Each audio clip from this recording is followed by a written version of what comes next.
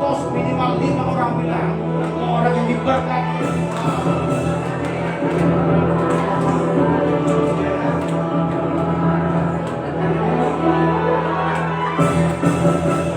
Lebih dari 5.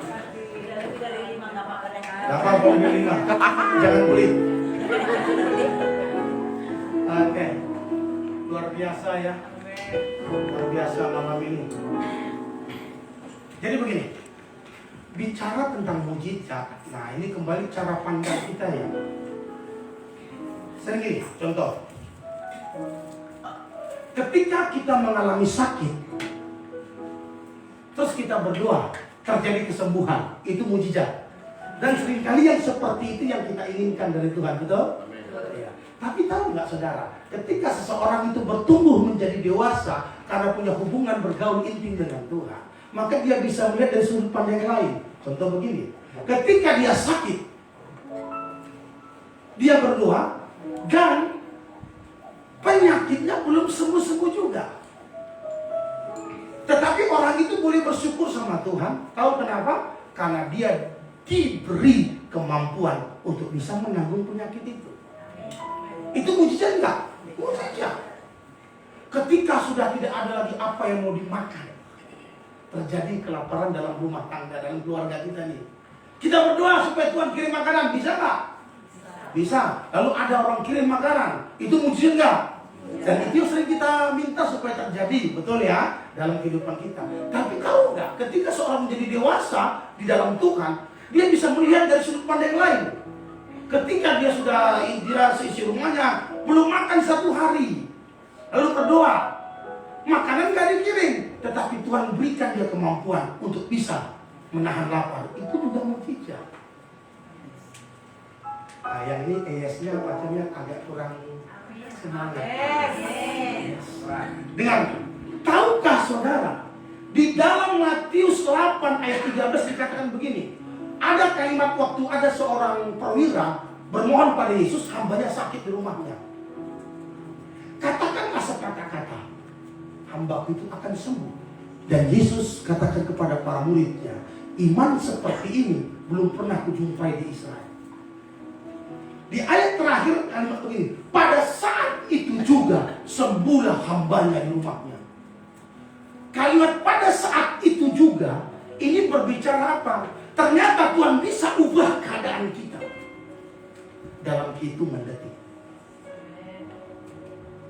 Bilang aminnya agak kurang. Amin ya. Amin. Tuhan bisa ubah. Hari ini juga Tuhan bisa ubah keadaan kita. Mungkin hari ini Anda lagi minus. Anda percaya nggak, pulang dari sini ternyata Tuhan kasih solusi, Anda yang minus jadi plus. Wah, kalau bicara berkat, aminnya pulang. Ya kan? Nah, kemarin saya bicara sama beberapa anak yang di sini. Ternyata dia sedih karena diputuskan oleh pacarnya, ada soal mata gitu. Tetapi saya bilang, itu cara Tuhan juga. Ternyata memang bukan itu juga. Ada yang terbaik sudah Tuhan berikan. Amin. Waktu Nuh diperintahkan naik ke dalam bahtera, setiap binatang masuk satu pasang, betul ya? Mungkin pada saat itu juga lah, mungkin di saat air bah itulah mungkin apa, dinosaurus mungkin punahnya di situ dia. Karena dinosaurus mungkin nggak boleh masuk ke dalam bahtera. Sempat ada 2 ekor dinosaurus aja masuk untuk dalam bahteranya. Ya kan mungkin situ. Nah, tapi saya membicarakan gini, setiap hewan masuk satu pasang. Kau bisa mengerti? Ternyata pasangan hewan aja dipikirkan Tuhan, apalagi pasangan. Yesus tidak mati untuk hewan, dia mati untukmu. Pasangan bagudung, tahu bagudung? Pasangan bagudung saja Tuhan berikan. Bagudung itu Pak Thomas, tikus. Ya kan, tikus kan masuk satu pasang. Alkitab katakan juga, pasangan bagurtano, tahu bagurtano? Hah? Kodok. Pasangan kodok aja Tuhan pikirkan. Asalkan pasangan nggak dipikirkan Tuhan. Saya belum mudah bilang, mana nih imanmu ini lu? Oke, yuk saya langsung masuk nih. Kita bicara tentang bergaul dengan Tuhan. Ya, Dan ternyata kekuatan seorang anak Tuhan itu terletak pada hubungannya dengan Tuhan. Kejadian 6 ayat 9, yuk, satu ayat saja. Kita baca yuk.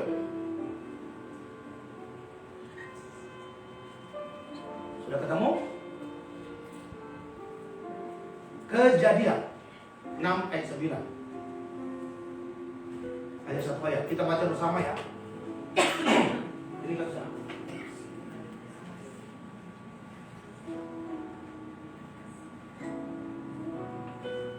Dua ya. Inilah riwayatmu. Nuh adalah seorang yang benar dan tidak tercela di antara orang-orang sezamannya. Dan Nuh itu hidup bergaul dengan Allah. Sekali lagi, yang punya pergumulan harus membaca lebih keras lagi. Dua ya. Inilah riwayat Nuh. Nuh adalah seorang yang benar dan tidak tercela di antara orang-orang sezamannya. Dan Nuh itu hidup bergaul dengan Allah. Nah, yuk sekarang lihat saya ya. Biar dapat nih pesannya malam ini. Begini. Pada saat Tuhan musnahkan manusia dengan air bah. Karena apa? Alasannya satu. Manusia sangat jahat pada zaman itu. Mirip seperti zaman sekarang kita hidup. Kenapa sampai sekarang akhirnya Tuhan gak musnahkan seluruh dunia? Karena itu sudah terikat janji dengan dirinya. Makanya ada pelangi. Supaya jangan memusnahkan manusia dibuatlah, maka setelah hujan deras muncul pelangi supaya jangan memusnahkan manusia. Oke nih? Tapi problemnya masalah gini ya, intinya gini, kebenarannya mau kita dapat gini ya. Manusia sangat jahat, tapi kenapa Nuh bisa hidup benar? Di tengah-tengah dunia yang jahat. Dan lebih hebat lagi, saya mau tanya, siapa yang masuk ke dalam bahtera yang selamat? No, istri, 3 anak, 3 menantu, ada berapa orang? Besan Nuh masuk nggak? Kenapa? Tuhannya beda. Tahu yang membuat saya takjub, Nuh itu punya anak 3 orang, 3 laki-laki. Dan biasa memang kalau ada punya anak 3 laki-laki itu orang hebat rata-rata. Ini anak pertama tuh, anak kedua jaga opungnya nggak bisa ikut. Anak ketiga juga jaga opungnya, 3 laki-laki. Dia punya 3 anak perempuan juga hebat. Amin ya. Amin. Ya apalagi nanti 3 anak perempuan dapat suami-suami yang hidup hormat datang Tuhan pasti anak hebat. Amin. Amin ya, anak-anak hebat. Nah begini, pertanyaan begini, kenapa Nuh bisa menghasilkan anak-anak yang hidup takut hormat akan Tuhan di tengah dunia yang jahat? Tahu kenapa? Nanti alasan ini yang akan saya sampaikan ini akan membuat saudara akan mulai terbuka pikirannya. Ternyata alasan salah kalau bilang kalau kita tinggal di lingkungan jahat, anak kita jahat, kan biasanya Nuh tinggal di dunia yang sangat jahat, lingkungan jahat, tapi 3 anak laki-laki itu gak jahat. Dan hebatnya tahu nggak? Anak-anak Nuh itu dapatkan istri yang juga ikut dengan Tuhan yang disembah oleh Nuh. Tahu kenapa bisa demikian? Pertama, karena Nuh mengajarkan firman. Sebagai bapak, kepala keluarga, mengajarkan firman pada anak-anaknya dan pada istrinya. Kok ada yang bilang amin? Yang macam mana? Amin. Jadi Pak, dengarkan yang kepala keluarga di sini. Andalah orang yang paling bertanggung jawab untuk mengajarkan firman pada keluarga.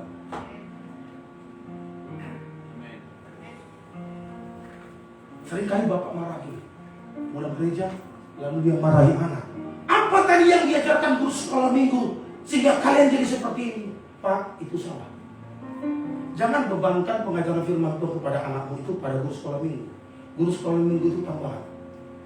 Tapi bapak yang harus ajarkan firman. Karena bapak ada suara. Amin. Naik ubah. Siap. 1, 2, 3. Yes. Yes. Baru si Marmata ya? Oh iya. Nanti ngopi. Oh siap. Berkenalan. Siap. Siap. Karena besok saya pagi udah berangkat kembali ke Medan. Ya, udah ini bentar boleh lah kita ngopi. Ya, ngopi. Kalau nggak sempat ngopi ya uang kopinya pun. Cocok. Oke, yang pertama, ya dengar Pak ya. Sekarang kita membesarkan keluar anak-anak itu di tengah dunia yang sangat jahat. Ini perhatian. Tahun depan, anakku akan kuliah sekolah Alkitab di Jakarta. Dan ini pertama kali dia tinggalkan kami. Adalah satu hati yang was-was dari seorang bapak, ibu atau orang tua ketika mau melepaskan anaknya. Karena takutnya nanti di luar sana anak kita bisa jatuh dalam pergaulan yang salah. Tapi saya udah lihat anakku, dan sampai usia tanggal 11 nanti dia pas berusia 17 tahun. Dan aku berani lepas dia. Dan aku sudah ikuti kan dari mulai anak-anak. Aku sudah ajarkan firman kepada 3 orang anakku. Dan aku buat perjanjian gini. Kalau sampai kau rusak perempuan, aku berhenti jadi pendeta. Kenapa? Apalagi yang sisa dari hidupku yang mau kuajarkan pada orang. Sukses seorang bapak adalah lihat anaknya, lihat istrinya. Jangan sampai saya ngomong ke sini, haleluya, istriku datang, hehehe. Tapi aku gagal. Saya bilang sama anakku, karena kalau kalian hidup gak benar 3 anakku, aku berhenti jadi pendeta supaya aku fokus sama kalian. Bukan biasa diri enggak, supaya jangan sampai anakku binasa. Tahu kenapa? Karena begini dia, kalau dalam gereja pengembalaan punya masalah, aku bisa suruh stafku bereskan masalah di gereja. Betul nggak? Betul ya? Tapi kalau anakku punya masalah, nggak bisa gereja tangani, aku bapak. Kita sedang membesarkan anak di tengah-tengah dunia akhir zaman yang sangat jahat. Jadi semua harus dimulai dari rumah. Jangan suruh anakmu, jangan marah kalau lihat anakmu merokok. Kalau bapak merokok, maka anak merokok, maka anda jangan marah ya anakmu. Kenapa? Karena dia lihat bapaknya.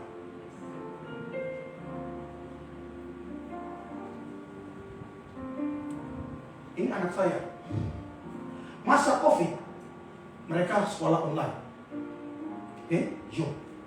Setiap jam 12 selama 2 tahun, jam 12 siang itu doa bersama kami selain doa pagi dan doa malam. Jam 12 siang itu doa bersama. Dan saya nggak panggil lagi anak-anak saya berdua. Saya dengan istri, lebarkan tikar di ruang tamu, ambil gitar, saya main. Anak saya udah tahu jam doa. Mereka datang dari luar, masuk rumah penyembahan bersama. Jangan suruh anak berdoa, bapaknya dulu dilihat harus berdoa. Yang kedua, Nuh itu jadi teladan. Dia bukan saja mengajarkan firman pada anaknya, tapi gaya hidup Nuh jadi teladan. Jangan bilang amin, ibu pula, bapaknya nggak ada bilang amin. Aku mau dengar suara Pak Purba. Amin. Wah itu. 1, 2, 3. Yes. Iya sudah di. Yes. Bang Strongman kan? Strongman. Never enough.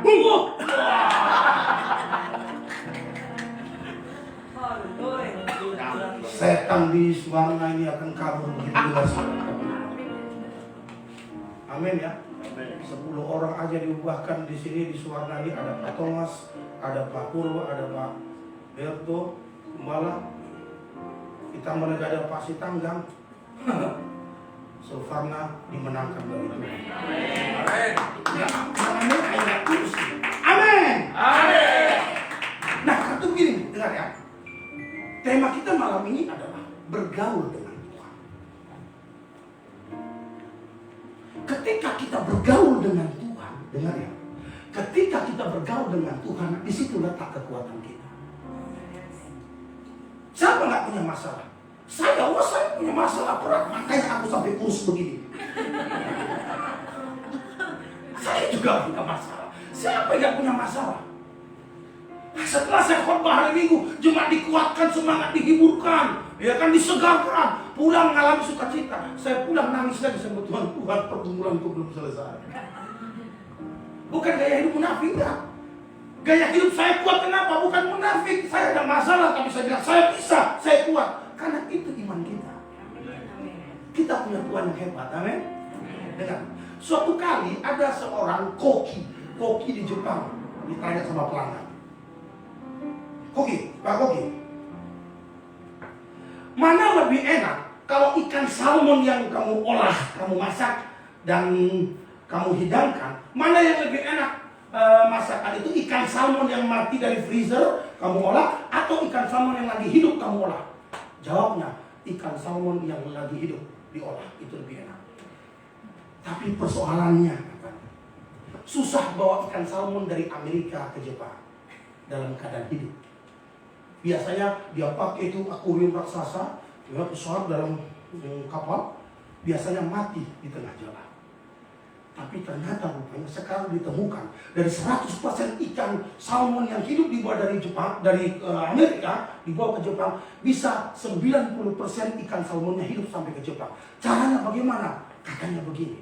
Jadi setiap satu akuarium besar itu diisi dengan ikan salmon, tetapi dalam satu akuarium dimasukkan satu ekor anak ikan hiu. Jadi selama perjalanan kapal bawa ikan salmon, maka ikan hiu dibuat tidak tenang oleh ikan salmon, nggak pernah tenang dibuat oleh anak ikan hiu. Dikejar terus, ikan salmon lari terus, dikejar lagi, lari lagi. Jadi begitu kejar-kejaran, akhirnya sampailah ke Jepang, hiduplah ikan hiu. Jadi ternyata ikan itu hidup karena ada anak ikan hiu. Selama ini nggak dibuat. Yang membuat ikan salmon mati karena nggak ada tantangan. Tenang dia.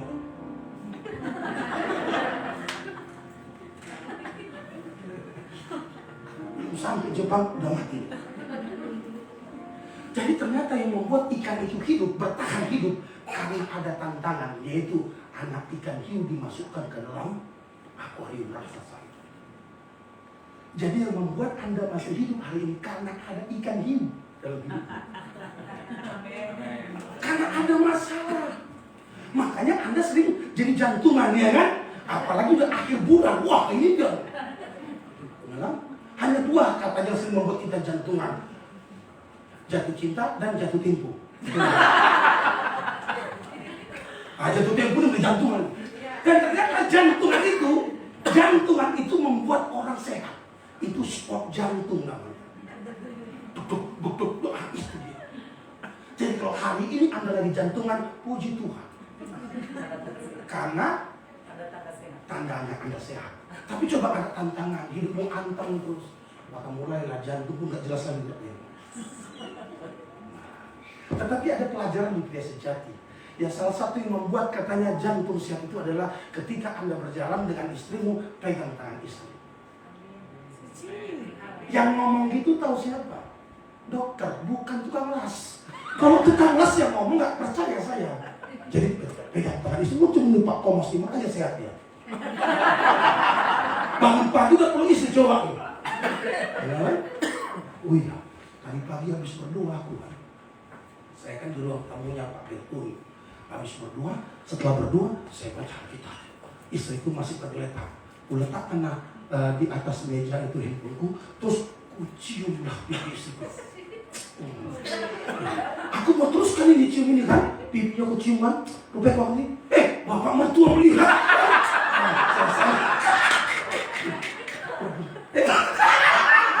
Bapak mertua lihat dari kamar. Karena bagi orang Batak ini tabu. Orang Batak yang belum dipulihkan. Tapi bapak mertua saya alumni pria sejati. Makanya dia ngerti. Maka waktu dia gitu, terus mertua aku gini.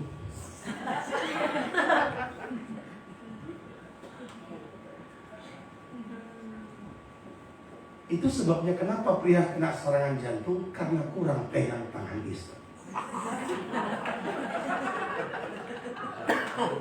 Ini dia baru benar nih. Ini baru benar. Patri, Yes. Tapi yang merusak jantung istri kalau Pak Purba pegang tangan istri orang. Saya kalau kemana-mana pegang tangan istri.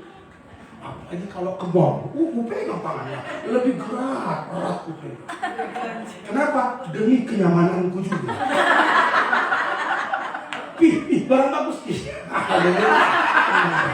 Kita jalan-jalan dulu.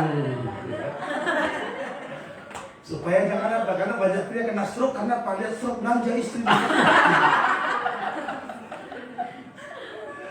demi demikian juga saya terlalu yakin walaupun tidak mendetail diceritakan tentang Nuh.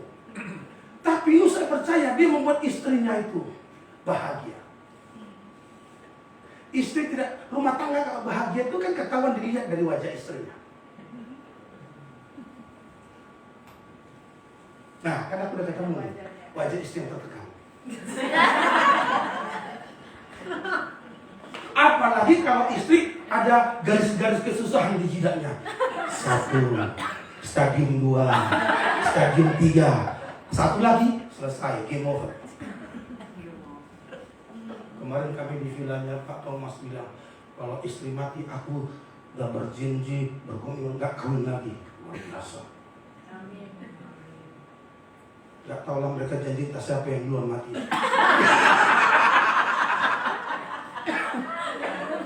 Tapi bapak aku katanya mati istriku kawin lagi gue.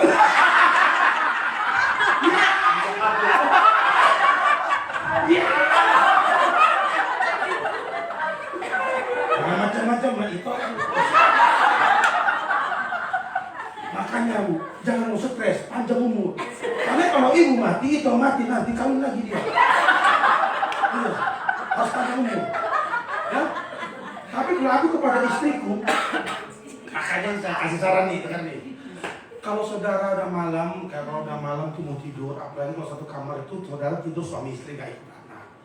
Saya suka tidur sama istriku, suka buat dia tidur sih. Aku ngomong gitu kan ada istriku, kalau nggak makin betul aja ada istriku. Dan sambil meluk begini tahu nggak yang kami bicarakan? Karena kami bicara, ingat kau dulu, ingat nggak waktu kita pacaran dulu? Makanya awet ya. Kami nggak pernah bahas udah mau akhir bulan kayak mana sekolah. Kalau itu kami bahas itu nggak tidur sampai pagi.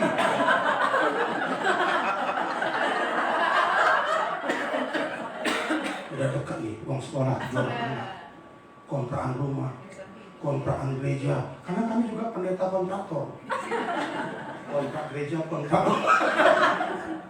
Tapi enggak, kami ubah konsepnya. Saya sudah 30 tahun lebih dari Tuhan. Kalau kuragukan dia, betapa bodohnya aku.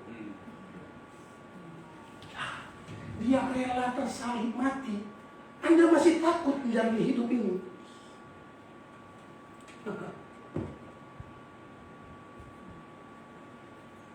Jangan pernah ragukan Tuhan.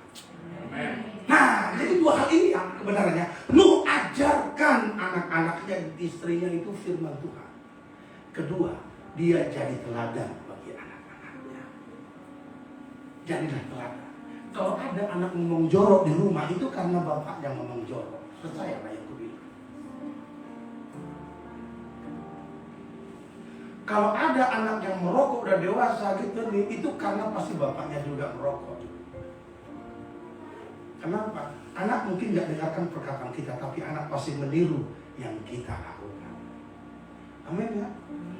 Ini sudah kali. Nah, Nuh hidup benar. Alkitab tadi hanya Nuh hidup benar. Kenapa? Dua hal kebenaran yang mau kita pelajari hari ini. Yang pertama, jika Nuh bisa hidup tidak bercelah pada zamannya, kita juga bisa. Karena Tuhan yang disembah Nuh, Tuhan yang sama yang kita sembah. Jadi kalau dia bisa hidup tak bercelah bersama sisi rumahnya, Anda juga bisa, saya juga bisa. Maka kepala keluarga pada tanganmu lah masa depan anak muda keturunan. Bukan pada Tuhan, karena tanggung jawab sudah memberikan kepada pria. Yang kedua, Nuh itu jadi teladan. Jadilah teladan. Mungkin anak sudah besar dan mungkin sudah melawan dan salah dari awal. Tidak apa-apa, tidak terlambat. Biarkan anakmu melihat engkau berlutut berdoa. Anak melihat. Lama-lama ketika lama-kelamaan dia lihat Anda berdoa, dia akan mulai berhenti untuk bermain handphone sementara Anda berdoa. Dan lama-kelamaan dia akan ikut duduk di belakang untuk ikut berdoa bersama. Percayalah. Semua dimulai dari pria. Makanya kalau kalian menikah nanti, cari pria yang takut Tuhan. Pria takut Tuhan bisa kaya. Kau cari anak orang kaya, gak takut Tuhan, habis kau nanti akan ditinggalkan, diceraikan karena dia keselingkuh. Cari takut Tuhan. Amin. Makanya ketika Abraham carikan istri untuk anaknya, Ishak, pergi ke rumah sanak keluarga, perlu dilihat dari keluarga mana dia. Nanti wanita dan pria yang jadi mantunya Pak Thomas pasti bahagia. Amin. Kenapa? Karena 4 orang anaknya sudah diajarkan takut akan Tuhan. Amin. Ajarkan anak Anda takut akan Tuhan. Itu yang kuajarkan kepada dia. Dan aku bicara bukan di belakang dia, ini dia orangnya. Jadi tahun depan dia berangkat ke Jakarta Kota. Sekiranya dia berada di tengah-tengah orang narkoba, aku gak takut. Karena aku tanamkan dasar takut akan Tuhan dan aku jadi teladan bagi dia. Aku gak takut lagi. Anakku kedua naik kelas 2 SMP karena jarak mereka tuh 4 tahun. Bukan kami setel, bukan kami atur. Oke, udah ada 4 tahun nggak? Oke, yuk. Setelah itu oke dapat tahun. Nah, memang begitu Tuhan kasih. Anak paling kecil itu Joa, sekarang dia naik kelas 4. Masing-masing dia ke nomor 2 4 tahun, nomor 2 ke nomor 3 itu 4 tahun. Mulai ajarkan kebenaran. Nah, pesan saya sama dia selalu. Sekali ada pelajaran apa kan? Pelajaran yang karakter building di sekolah dan kubaca. Jireh pendapat kawannya 20 orang satu kelas. Di sekolah di metodis cabang dari Korea. Gaji boleh pas-pasan tapi sekolah anak tinggi. Kayak ikhlas. Karena masing-masing anak udah ada berkatnya, amin ya. Ya jangan apa orang Batak bilang ASMI, tahu ASMI? Bukan Akademi Sekretaris Manajemen Indonesia, bukan asasi sekolah mau itu, nggak gitu. Ya, ASMI itu nanti Pak Thomas seperti tanya Bapak ini. Tidak, kita sekolah kan terbaik itu yang bisa kita berikan. Bahkan kalau ada sekolah keluar angkasa, aku kirim keluar angkasa dia yang setinggi-tingginya. Tapi tetap harus di-cover dengan takut akan Tuhan. Tahu masalah bangsa kita sekarang, orang pintar terlalu banyak di Indonesia. Tapi takut Tuhan gak banyak. Nah, untuk takut Tuhan dari rumah dimulai. Dan dimulai dari rumah, dimulai oleh bapaknya yang takut Tuhan. Bapak, siapa namanya? Yang baju merah? Herman. Pak Herman yang senyum-senyum aja bilang amin kayak macam Pak Thomas. Anak berapa Pak? Belum punya anak? Udah berapa tahun nikah? 2 tahun. Oh, belum terlambat. Nanti kita doa ya. Karena Yesaya 66 ayat 9 bilang begini, Tuhan kasih rahim. Masa nggak dibuat rahim itu melahirkan? Fungsi rahim untuk apa? Melahirkan, mengandung dan melahirkan. Kita doa. Dan biasanya orang yang lama-lama dapat anak, itu biasa anaknya jadi nabi. Tuh, Samuel kan lama didapat. Yohanes Pembaptis itu kan lama didapat. Lama. Gitu. Tapi walaupun lama dapat, bilang harap jadi nabi, tapi kalau bapak yang nggak mengajarkan kebenaran, nah kan anak itu jadi nabi lokon. Apa nabi lokon, Thomas? Tanya apa ini? Waduh sih, ya, itu ya. Nah, satu kali begitu. Oke ya, jadi supaya kita hidup bergaul dengan Tuhan itu dengan 2 cara. Cara pertama adalah doa. Bangun hubungan dengan Tuhan. Setiap pagi hari jangan pernah awali dirimu dengan sarapan atau dengan aktivitas lain. Bangunlah hubungan dengan Tuhan. Pagi-pagi cari wajah Tuhan. Anda mulai dengan Tuhan setiap pagi, sepanjang hari itu Anda akan menang terhadap dosa dan segala rencana iblis. Doa. Karena doa itu sumber kekuatan kita. Yang kedua, baca firman Tuhan. Baca Alkitab. Karena Alkitab itu adalah janji Tuhan. Makanya gini, setan tidak keberatan Anda rajin ke gereja. Setan tidak keberatan Anda bisa chord, bisa nyanyi suara 1, 2, 3, dan 4. Gak jadi soal bagi setan. Tapi setan gak mau kalau Anda tahu firman. Suara sopran sampai sopan. Iya, itu dia.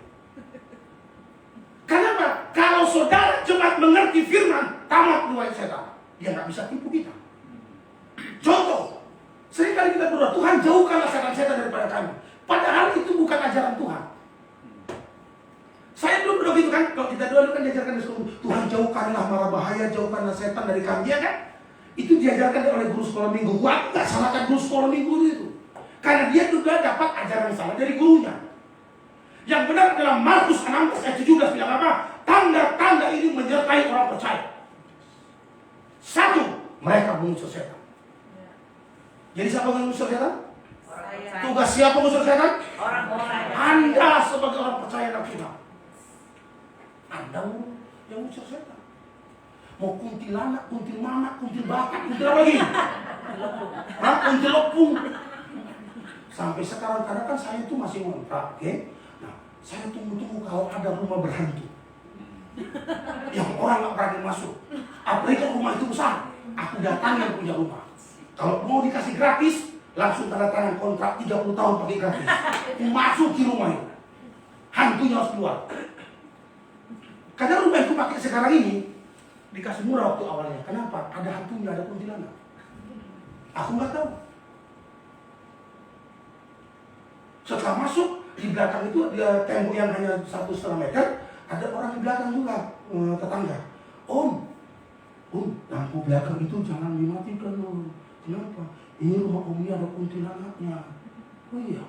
Jadi kenapa harusnya nggak berani lah kalau udah menjelang maghrib Om kami lihat ada kuntilanaknya. Oh iya. Oh. Pantas kenapa anakku nangis setengah malam? Wah saya marah. Ada seorang pendua di gereja, dia lihat depan rumah kami itu piara. Ada dia piara. Dan dia sering lihat di atas pohon naga. Saya nggak perlu minta kamu untuk melihat hantu apa. Nggak penting mau ganteng macam mana pun saya nggak penting. Aku buka tuh pintu tengah malam karena anakku nangis nomor 2. Buka. Hai kau kuntilanak, kuntilmanak, kuntil siapa kau dimana pun kau berada. Nggak penting bagiku lihat wajahmu karena wajahmu nggak penting bagiku. Kau tidak boleh masuk rumah ini karena rumah ini tidak terima kos. Dalam nama Yesus.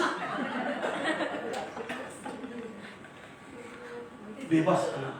Ya ada sih orang. Nah, pas melahirkan anak kedua, istriku di rumah sakit selama 4 hari. Aku nyuci lah popoknya apa yang hari ini udah siap Pak. Hari Senin nyuci. Pria sejati Bang.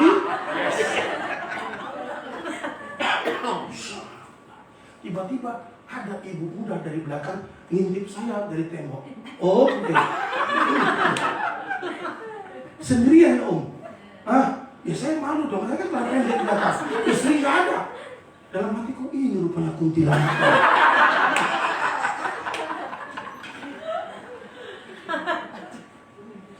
Setiap kali saya nyuci di belakang dia dengar langsung ngintip. Oh, nyuci ya Om. Kan nggak pantas ibu-ibu ngintip perihal suami orang lagi nyuci kan? Akhirnya saya yang jadi bodoh juga jadinya. Pelan-pelan aku, jangan kedengaran dia. Aku bikin selang supaya jangan air langsung kan kedengaran nih. Bikin selang aja. Nyuci pun pakai kelemah lembutan. Tiba-tiba, Om! Apa sih aku bilang? Om, ajak aku jalan-jalan Om. Nah gila ini. Aku ingat, aku pria, 1, 2, 3. Langsung, oke aku masukkan ke dalam, aku tutupnya. Setan kau. Kalau setan begini nggak usah tending. Yang betul-betul setan bisa ditending. Ini kan nggak setan, orang kerasukan setan. Orang seperti ini tinggalkan. Gitu. Seperti Yusuf. Waktu digoda sama istri Potifar namanya Nyonya Poti.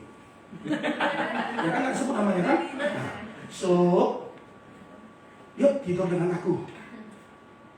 Jangan. Nggak begitu dia langsung. Tidak. Kalimatnya jelas pria satu ini. Dia bilang begini. Bagaimana mungkin aku berbuat dosa kepada Tuhan? Ini kata kunci. Gak ada yang lihat. Tapi Yusuf bilang begini. Bagaimana mungkin aku berbuat dosa kepada Tuhanku?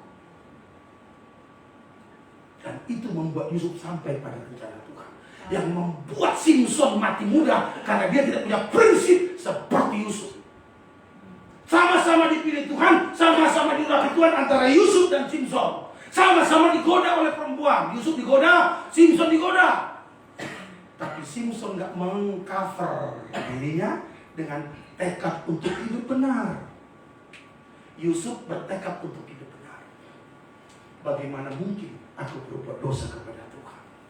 Dan itu membuat Yusuf sampai kepada panggilan Tuhan, rencana besar Tuhan, dan dia lanjut usia. Simpson masih muda. Jadi kata kuncinya malam ini, bergaul dengan Tuhan.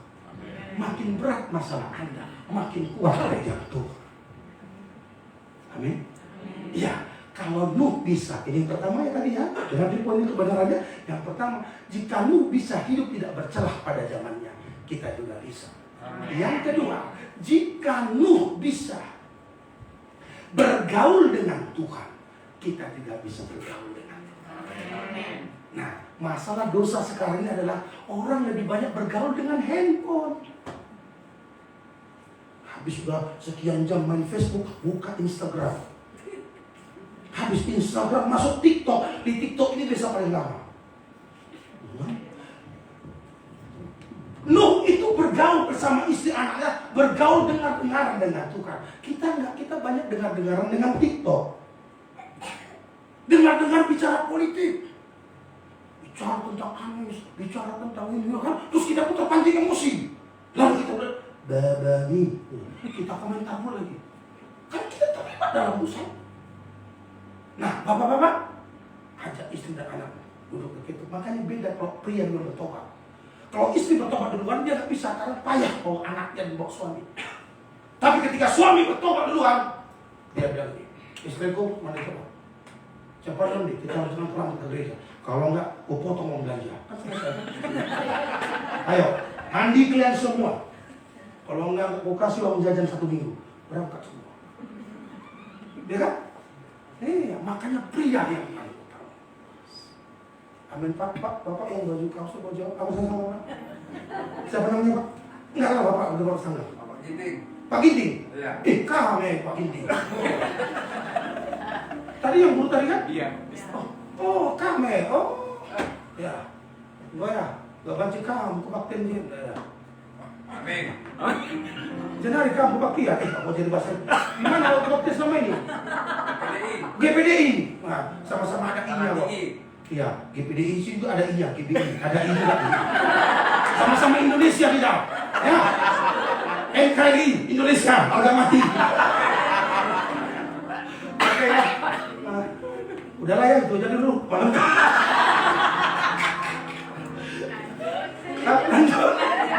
Lanjut. Nanti Anda puas, aku lemas. Jadi poinku jelas ya. Tema kita bergaul dengan Tuhan. Ada 2 hal tadi. Yang pertama, jika Nuh bisa hidup tidak bercelah pada zamannya, kita juga bisa. Karena Tuhan kita sama. Tuhan yang disembah oleh Nuh, Tuhan itu juga. Kalau di perjanjian lama Tuhan menyatakan itu dengan nama Yahweh. Sekarang Yahweh itu menyatakan itu dengan nama pribadi Kristus itu sendiri. Yang kedua poinnya adalah, jika Nuh bisa bergaul dengan Tuhan, kita juga bisa. Kuasai media sosialmu, kuasailah handphonemu Android. Ya. Silakan bermain Android, tapi jangan sampai ini menguasai diri. Bergaul dengan Tuhan itu sumber kekuatan kita. Amin.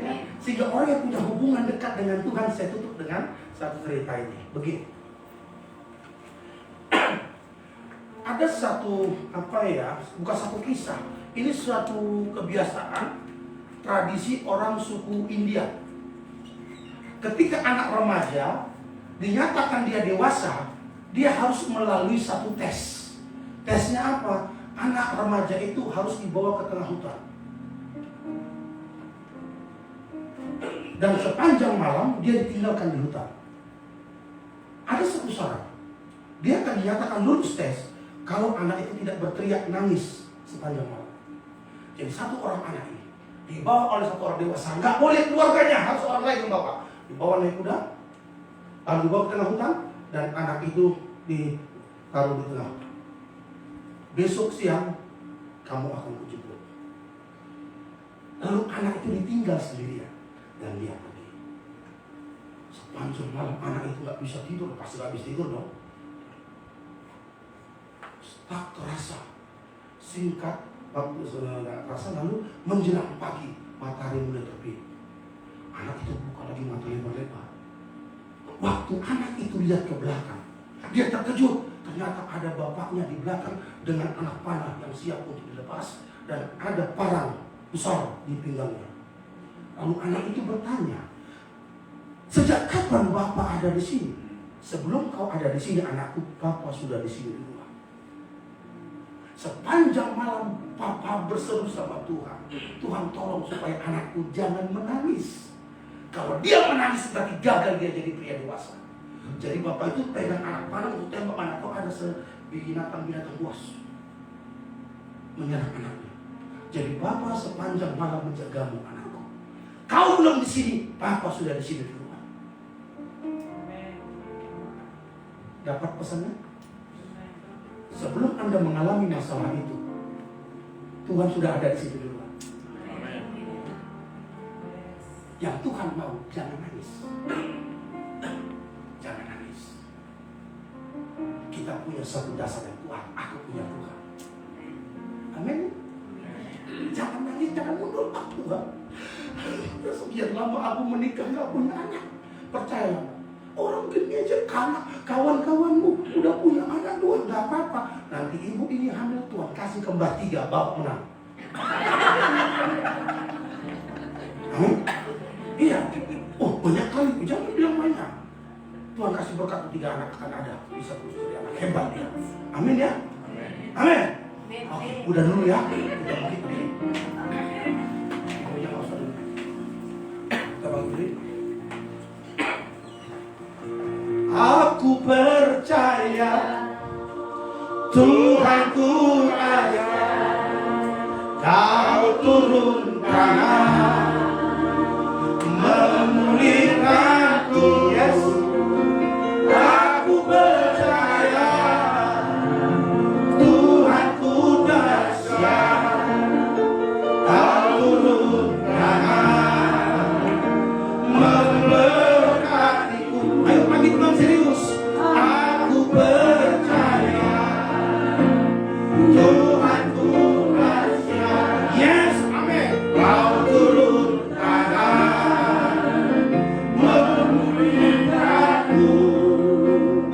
Aku percaya Tuhanku dahsyat, Kau turun tangan memberkati. Sekali lagi dengan mantap penuh keyakinan katakan, yes, Tuhanku dahsyat, Kau turun tangan memulihkanku. Aku percaya Tuhanku dahsyat, Kau turun tangan memberkati. Kau turun tangan, Kau turun tangan memulihkanku, memulihkan. Kau turun tangan, Kau turun menyembuhkanku, menyembuhkanku. Saudara, dengar, ketika Anda dan saya mengangkat tangan, karena kita mungkin merasa gak mampu lagi, ketika kita angkat tangan, itu yang ditunggu Tuhan, karena Tuhan pasti turun tangan. Tapi ketika Anda yang turun tangan untuk coba menjawab pergumulanmu, kau yang turun tangan, maka Tuhan angkat tangan. Yuk, putuskan hari ini Anda menyerah, kita menyerah. Kita mengangkat tangan dengan satu kerinduan supaya Tuhan turun tangan. Amin. Saya akan berdoa.